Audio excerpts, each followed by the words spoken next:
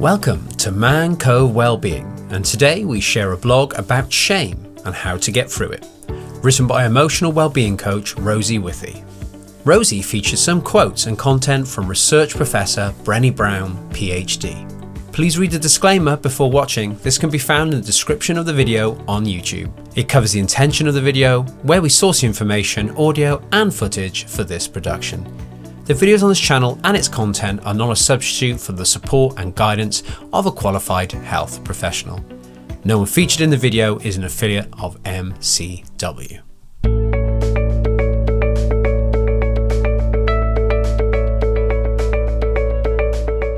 Shame pervades our society. We are shamed for something we have said or done, or even for being who we are. It happens so frequently and unconsciously that we have become adept at shaming ourselves.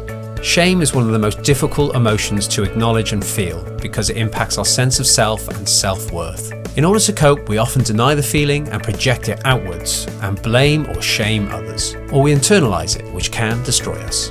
I have found that compassion is the antidote to shame. It's necessary first to allow ourselves to feel the feeling of shame, to feel self-empathy, and then to alleviate it, which we can do by being kind to ourselves. Brene Brown, author and shame researcher, writes about vulnerability and shame. In one of her YouTube videos about shame, she shares 3 things you can do to stop a shame spiral.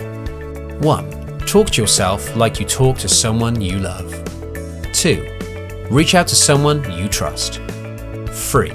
Tell your story. This week, during a workshop, I found myself sharing with the group my true feelings about an incident in my life. As I did, I felt a knot in my stomach. I felt bad and recognized it was shame, and then decided to reflect on it later.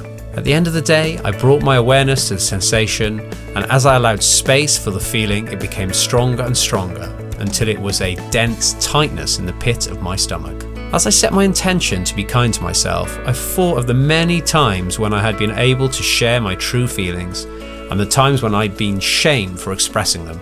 To stop me crying, my dad used to say things like, "Big girls don't cry, and if you don't stop crying, I'll give you something to cry about." I realized that I had felt shame for expressing my true feelings. In the past, I'd been shamed for doing so, and now I have done it to myself.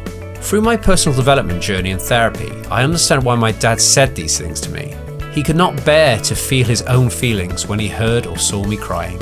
His only way to alleviate his own pain was to stop me crying, and as quickly as possible. In that moment, I felt compassion for myself and the compassion for my dad too. I wrote about this in my journal, and the feeling completely dissipated. I shared it with my colleague, and I felt a deeper sense of peace. During the closing circle at the end of the workshop, almost as if the universe wanted to make sure that I'd really heard the message, one of my participants told me how grateful she was that I shared my story with them. She said that to her, it meant that I was real. It's a continual journey, and it's because I have learned that the way to overcome feelings is to honor, feel, and transmute them that I'm able to help others. For me, the only way out is through. So there we have it, a little bit about shame and how to get through it. You can find out more about Rosie Withey and her work at the links in the description.